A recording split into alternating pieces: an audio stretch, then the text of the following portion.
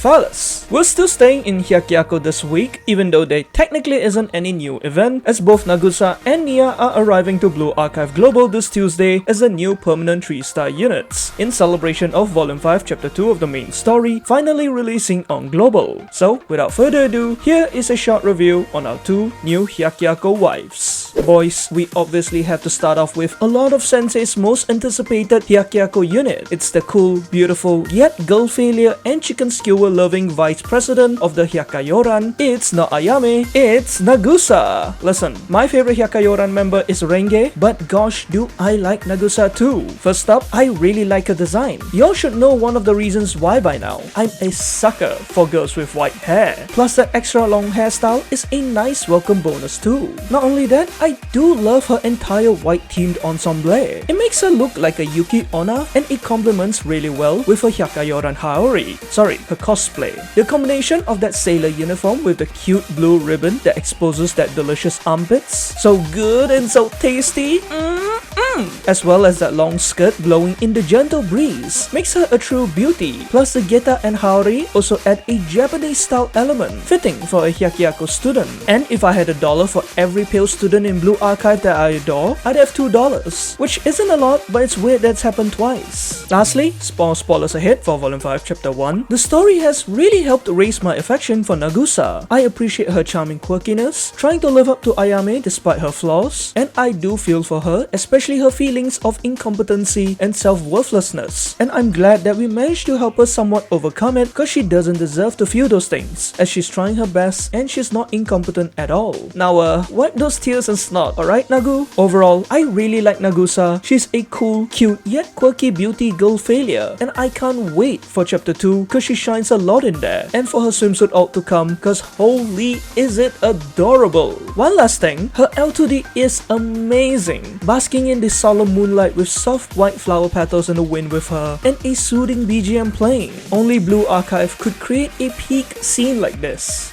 Skiga kirei Nagusa-chan. So what kind of student is she? Well, Nagusa is a permanent sonic DPS striker with elastic armor whose terrain moods are as follows: S combat power in urban terrains, B combat power in field, and D combat power indoors. Plus, she also uses the standard DPS equipment set consisting of head, pin, and watch. So, is Nagusa any good? Well, she is mainly a strong purple single target DPS unit who excels in urban terrains, having a pretty simple kit that focuses on buffing herself to deal a ton of purple damage, with her EX being her primary damage outlet. With it, she can dish out good purple damage to one enemy with its decent 540% multiplier at max level skill, and this damage can be multiplied by up to a whopping 3 times the higher the enemy's HP, all for an average 4 cost.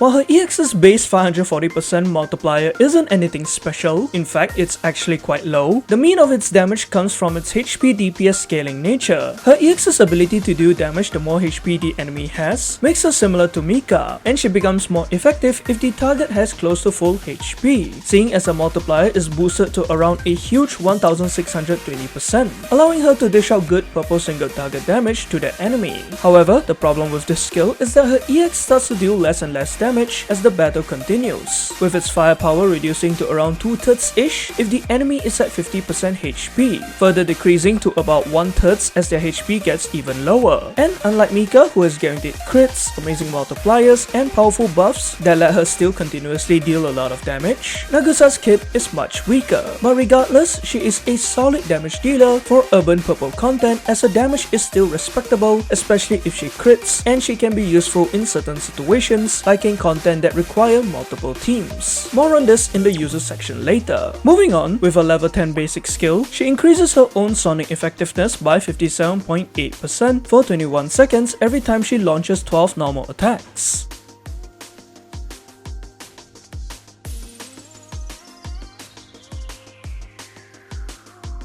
Barring any delays or attack speed buffs, this skill will proc approximately every 30 seconds, seeing as she uses a sniper. Plus, this potent SE buff simply increases her damage output, and you'd ideally want it to trigger before activating her EX. Next, her Enhance and Enhance skill plus at UE40 increases her crit damage, with the latter being particularly useful for harder content since her firepower is very much improved. And at max level sub skill, she increases her crit rate by 57.4% whenever she uses her EX. Combine this crit buff with a tier 10 watch as well as those from other students like Akos, and she will have near 100% crit rate, greatly reducing the need to crit more, and it pairs well with her crit damage buffs, as she can consistently dish out stronger crits. Lastly, her urban terrain mood is upgraded from S to SS at UE50, which as a DPS unit can be a pretty good investment if you plan to really use her, since her damage in this particular terrain is boosted, and at UE60, her sonic effectiveness is slightly increased by 10%, though this isn't necessary unless you're a Giga Whale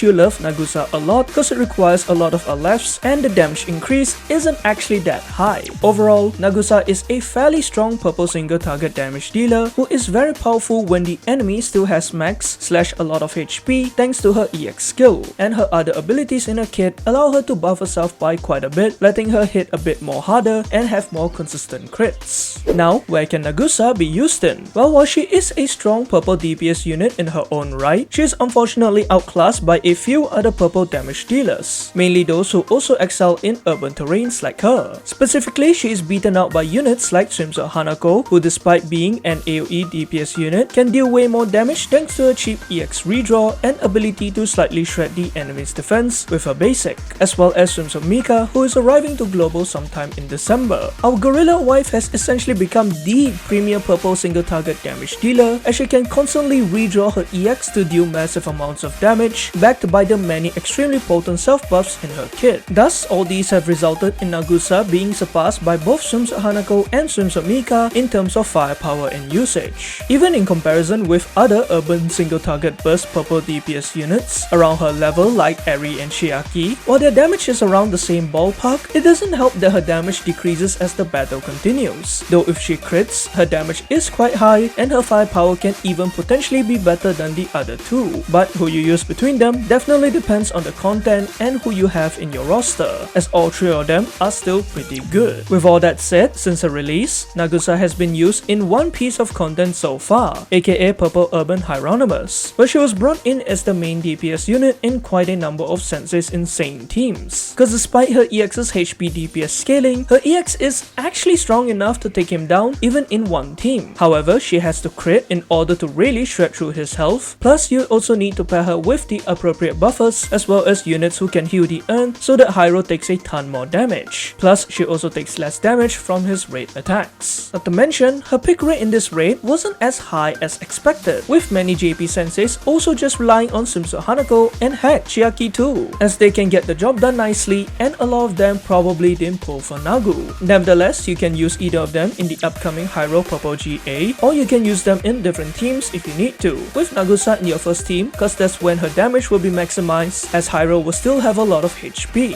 Same can be applied for any other current or future urban purple single target raids like Grand Assaults or Yesod, the new purple urban total assault boss that was announced during the JP livestream the other day, where you can bring her into one of your first teams if you need to, especially on Tormented Lunatic, as these difficulties usually require multiple formations. So overall, should you pull for Nagusa? Well, in my opinion, if you simply want a good purple single target DPS unit to add to your roster, or if you want to prep for future urban purple single target raids, maybe you're hoping that she'll be good against Yesod, though we ain't sure yet since he hasn't even released yet, / you want to take on Lunatic and have multiple different purple damage dealers to choose from, or you want to take on purple Hyro without using Swimsuit Hanako or Chiaki, then sure, go ahead and pull for her. However, you can also skip her if you're content with just using your current purple DPS units, / you're planning to go all in for Swimsuit Mika. Not only that, if you don't plan on doing the harder difficulties that require more teams, and you're fine with just one punning insane or whatever, then sure, you may skip her and save your paroxysms for future units, as she isn't that important right now. Regardless, if Nagusa is your wife and you're enamored with her, then go ahead and pull for her. Moving on, we have the lazy hag of HYAKKIYAKO, is the sly yet somewhat competent president of the Yin Yang Club. It's Niya. I mean Niya. I'm sorry Niya bros. While I do like her, I have to admit I'm not the biggest fan of one aspect of her design, her hairstyle. Personally, I don't like how short it is and I'm more of a long hair enjoyer myself. But I do see its appeal and I like to see her rock a different style whenever she gets an alt. Regardless, I do like the rest of her design. From her broken horn, which makes her look pretty cool, and especially those default closed eyes like Ichika's. It gives Niya an extra layer of cuteness, plus when she opens them, you know shit's about to go down and she's locked in. Also, mama, she is hot. For one, that kimono is freaking sexy. I love that it exposes those sexy shoulders and especially those giant side boobs. I don't know what it is with HYAKKIYAKO and side boobs, but hey, I ain't complaining. There's also that short black skirt exposing those thick expired legs, and don't get me started on those calcium cannons. They look even hotter in that kimono and I need my face between them immediately. Finally, her mischievous personality is quite charming and refreshing because it's usually not something you see in hacks. She's lazy to work, she's always plotting something, and that smug laugh. That's it! I've had it! Whoa! You damn hag! You think just cause you got huge mommy milkers you can look down on an adult? I'll teach you! Prepare for all-night correction cause you're gonna come up heavily pregante! Whoa! All in all, I do like Niya. She has definitely gone under my radar a little, but I have enjoyed her appearances in various events and Volume 5. And I can't wait to see her more in Volume 5 Chapter 2. Oh, by the way, her L2D is very spicy. Kneeling down, calcium cannons in full view, that damn smile, she's ready to take on my bina as punishment. The only thing missing is her dogeza with her clothes off and folded. So, what type of student is Niya? Well, she is a permanent special sonic DPS unit who has the following terrain modes: S combat power in urban terrains, D combat power in field, and B combat power indoors. Her equipment is also the regular DPS equipment set, which comprises of hat, pin, and watch. Now, let's talk about her skills. Despite being labeled as a damage dealer, Niya can be considered as a support student instead, thanks to the various utilities in her kit. Firstly, with her 4-cost EX, she is able to apply a 33.3% defense debuff onto enemies in a circular area at max level, with this buff lasting for a good 26 seconds. Plus, she also deals damage to said enemies, with the damage increasing depending on the number of enemies within her EX's range. At level 5 EX, if there are 3 or fewer enemies, its multiplier is only around 349%. For 4 to 6 enemies, it jumps up to 495%, but with 7 or more, it goes up to 699%.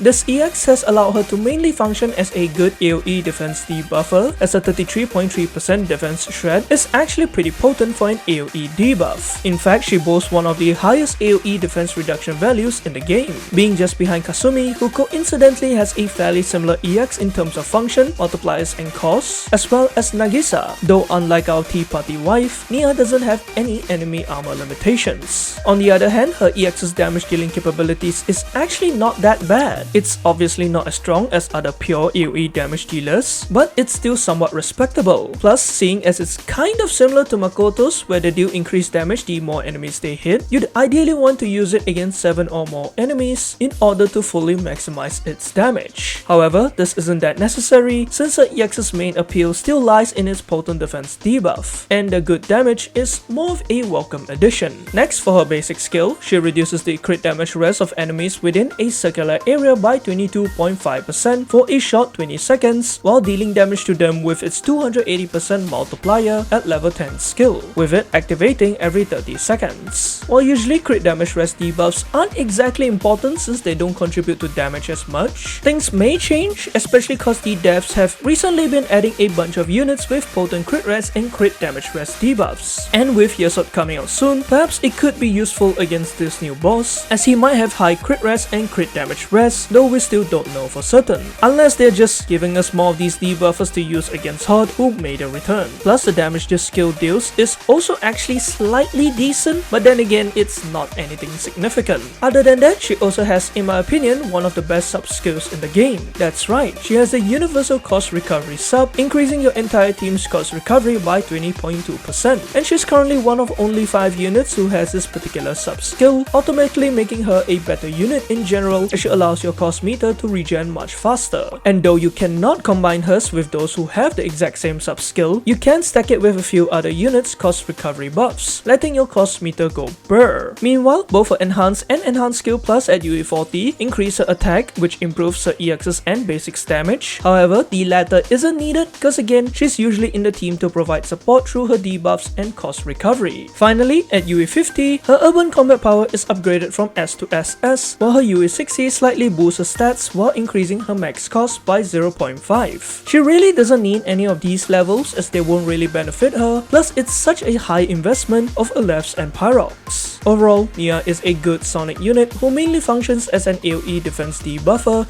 due to her EX, whilst having a few other utilities in her kit in the form of crit damage rest debuff and better team-wide cost recovery. So, where can Niya be used in? Well, firstly, due to her universal sub skill, she can technically be generally used in a lot of content, cause her increased cost recovery for your whole team will allow you to activate your students' EX skills quicker, potentially clearing the battle faster. And while I personally feel you should prioritize using Himari, Swimsuit Shiroko, and Kisaki first, as they all bring better stuff to the table outside of their cost recovery sub skill, you may still use Niya if you don't have any of these 3 students / New Year Haruka, or if you're tackling content that require multiple formations, where you could just bring her into an additional team purely for her sub skill. Aside from that, as a good AoE defense debuffer, she's particularly useful for content that have multiple enemies with high defense, meaning stuff like specific joint firing drills that have those minions with exorbitant defense, as well as certain raids like Pararodzilla, where she has seen the most use in since her release, as evident from the last Pararod Total Assault in JP a month ago, being mainly brought into a lot of Sensei's Torment to Lunatic teams, especially the latter as an extra defense down applier, since these difficulties require way more teams and her powerful AoE defense shred will be useful in reducing Pararodzilla's and his minions' huge defense. Plus, she can at least contribute a little to your team's damage output cause her purple attack deals 1.5 times damage to his regular blue armor, and there are also at least 7 enemies on Torment to Lunatic including Pararodzilla, though keep in mind that you can also use her in whatever other difficulty if you need to, especially if you're running multiple teams. There's also the Kurokage raid, where she should be useful in, since AoE defense debuffers are highly required to decrease the cat and its fragment's huge defense. Plus, she can also deal decent damage with her EX thanks to her purple attack type, her excellent mood in urban terrains, and there being 7 targets. And even though there hasn't been a Kurokage rerun yet since her release in JP, she should still be a good AoE defense down option for this raid, primarily for an extra team since other stronger units like Kikyo would probably still be the priority. Same can be said for Gregorius. Even though no Greg GA has come around in JP for us to test her in since her release, she could potentially be a solid choice against this boss as her AoE debuffs will be able to contribute to the raid's mechanics while shredding Greg's and his minions' defense. So all in all, should you pull for Niya? Well, in my opinion, if you want a good AoE defense debuffer, perhaps cause you want to take on the higher difficulties of Pararodzilla like Torment to Lunatic, or maybe you want to utilize her in Kurokage or Gregorius in the future whenever they return, or if you just generally want a solid AoE defense debuff applier in your roster, or if you don't have any of the other students with cost recovery subs and you're in dire need of one right now, then sure, go ahead and pull for her. However, you may also skip her if you don't plan on tackling higher difficulty raids where multiple formations are needed, since she is mainly only brought into additional teams as a needed extra option,